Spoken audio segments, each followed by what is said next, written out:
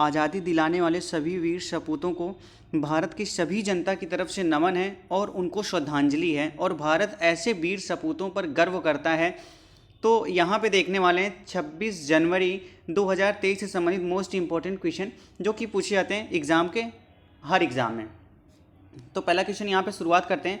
74वें गणतंत्र दिवस समारोह में किस देश के मुख्य अतिथि ने भाग लेंगे? तो यहाँ पे जो 74वां गणतंत्र दिवस मनाया जा रहा है, यहाँ पे मिस्र के अतिथि भाग लेंगे। कौन? राष्ट्रपति। वहाँ के कौन से राष्ट्रपति हैं?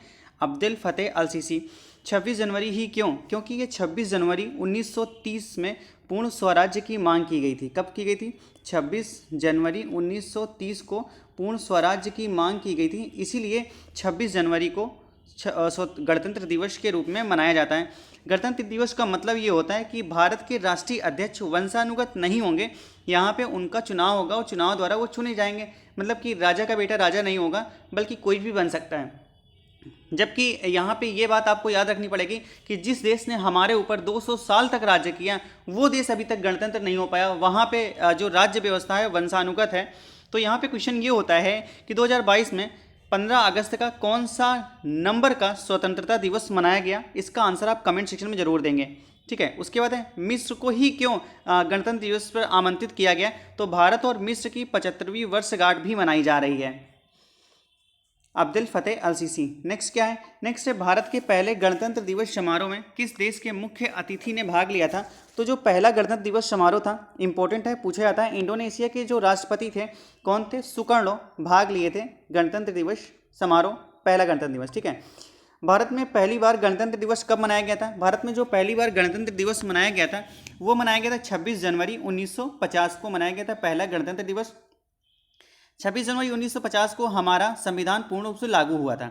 जो हमारा संविधान है पूर्ण रूप से लागू कब किया गया था? 26 जनवरी 1950 को। क्यों लागू किया गया था? आपको बताया गया है कि 26 जनवरी 1930 को पूर्ण स्वराज्य की मांग की गई थी, इसकी वजह से 26 जनवरी को लागू किया गया।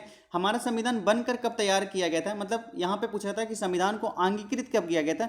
तो 26 नवंबर 1949 को इसे अंगीकृत किया गया था, मतलब पूरी रूप से बनकर तैयार किया गया था, तैयार हो गया था। और संविधान को बनने में कुल कितने वर्ष का समय लगा?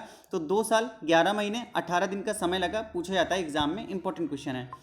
2023 में मनाई जा रही है गणतंत्र दिवस भारत की कौन सी वर्षगांठ है? तो यहाँ पे 74वीं वर्षगांठ है। और इसके पहले हमें पूछा था कि 2022 में जो मनाई गई थी स्वतंत्रता दिवस, उसकी कौन सी वर्षगांठ थी? तो वो थी 76वीं। पूछा जाता है एग्जाम में, इसलिए इंपॉर्टेंट है।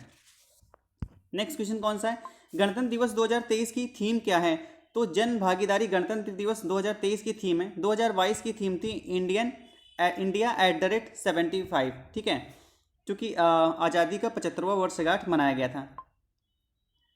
नेक्स्ट यहाँ पे क्या है? नेक्स्ट यहाँ पे गणतंत्र दिवस 26 जनवरी पर भारत का राष्ट्र ध्वजारोहण किसके द्वारा किया जाता है? मतलब जो 26 जनवरी का ध्वजारोहण किया जाता है वो राष्ट्रपति के द्वारा किया जाता है, भारत के जो राष्ट्रपति होते हैं। और 15 अगस्त को किसके द्वारा किया था? प्रधानमंत्री जी के द्वारा किया जाता है। इसी प्रकार के राज्यों में 26 जनवरी पर भारत का ध्वजारोहण किसके द्वारा किया जाता है? तो राज्यपाल जी के द्वारा किया था। और 15 अगस्त को मुख्यमंत्री जी के द्वारा किया जाता है। नेक्स्ट यहाँ पे गणतंत्र दिवस में राष्ट्रपति को कितने तोपों की सलामी दी जाती है? तो ये तो हर किसी को मालूम है कि गणतंत्र दिवस पर मौके पर राष्ट्रपति जी को 21 तोपों की सलामी दी जाती है। नेक्स्ट यहाँ पर है भारत का पहला गणतंत्र दिवस समारोह कहाँ आयोजित किया गया था? तो भारत का जो पहला गणतंत्र दिवस समारोह है दैट इज इरविन स्टेडियम में आयोजित किया गया था। अब इसका नाम नेशनल स्टेडियम रख दिया गया है। राजपथ पर पहली बार परेड कब आयोजित की गई थी? तो 1955 में राजपथ पर परेड आयोजित की गई थी। अब राजपथ का नाम परिवर्तित करके कर्तव्य पथ रख दिया गया है। नेक्स्ट यहाँ पे भारत का झंडा गीत किसके द्वारा गाया गया था? तो भारत का जो झंडा गीत है श्यामलाल गुप्ता जी के द्वारा गाया गया था। और ये गीत कौन सा है? तो ये गीत है विजयी विश्व तिरंगा प्यारा। और इसे कब अपनाया गया पूछा जाता है? तो इसे कांग्रेस के हरिपुरा अधिवेशन में अपनाया गया था। हरिपुरा का जो अधिवेशन हुआ था 1939 में हरिपुरा का अधिवेशन हुआ था और इसके अध्यक्ष सुभाष चंद्र बोस थे।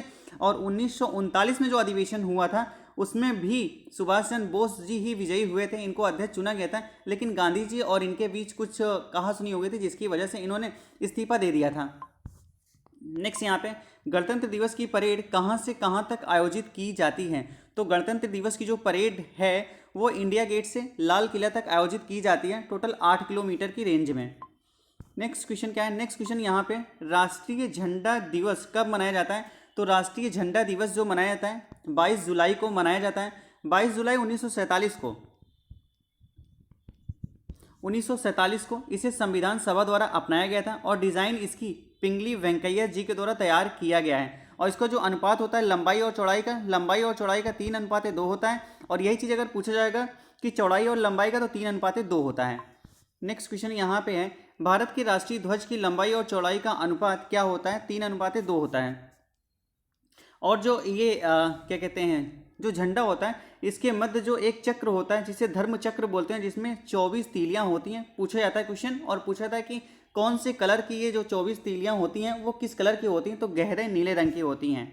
नेक्स्ट, भारत के राष्ट्रीय ध्वज के मध्य बने धर्म चक्र का रंग कैसा होता है। गहरा नीला होता है। पूछा जा चुका है क्वेश्चन, इसलिए इंपॉर्टेंट है।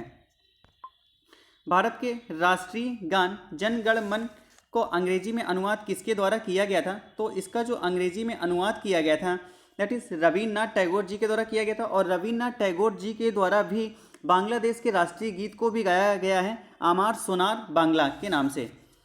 और उसके बाद बात करते हैं कि जो भारत का तिरंगा है उसके मध्य पहले क्या था। तो पहले 24 तीलियों की जगह गांधी जी के चरखा था, ठीक है ना, गांधी जी का जो चरखा था।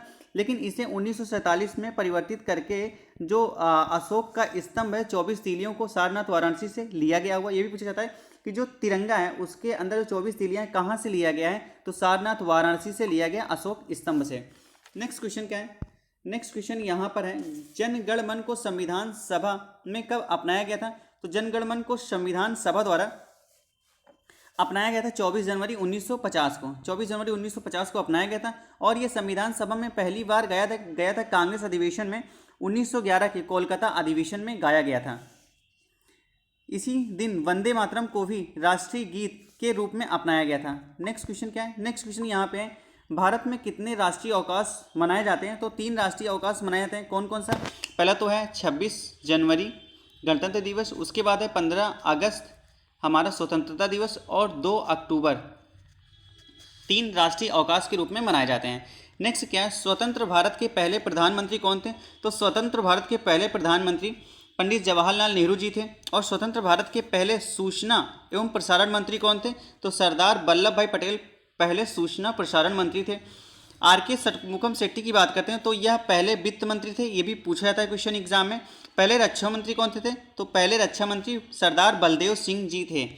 भारत के पहले कानून मंत्री कौन थे। तो कानून मंत्री वही होंगे जो संविधान को लिखेंगे। डॉक्टर भीमराव अंबेडकर भारत के पहले कानून मंत्री थे। और उसके बाद पहले रेल एवं परिवहन मंत्री कौन थे। तो जॉन मथाई पहले रेल मंत्री थे। उसके बाद यहाँ पे बात करते हैं पहले शिक्षा मंत्री कौन थे। तो अबुल कलाम आज़ाद भारत के पहले स्वतंत्र शिक्षा मंत्री थे। उसके बाद यहाँ बात करते हैं कि स्वास्थ्य मंत्री कौन थे भारत के पहले। तो ये थी राजकुमारी अमृता कौर। यहाँ पे क्वेश्चन और बनता है कि भारत की पहली महिला केंद्रीय मंत्री कौन है। तो राजकुमारी अमृता कौर जी हैं। और उसके बाद एक क्वेश्चन और यहाँ पे बनता है कि भारत के संविधान में गणतंत्रात्मक व्यवस्था किस देश के संविधान से लिया गया है। तो जो फ्रांस है यहाँ से भारत के गणतंत्रात्मक व्यवस्था ली गई है। पूछा जाता है क्वेश्चन एग्जाम में, इंपॉर्टेंट है। तो अगेन सबको रिपब्लिक डे की शुभकामनाएं और उम्मीद करते हैं कि आपकी तैयारी बहुत अच्छी चल रही होगी। Thanks for watching. मिलते हैं नेक्स्ट वीडियो में। आपको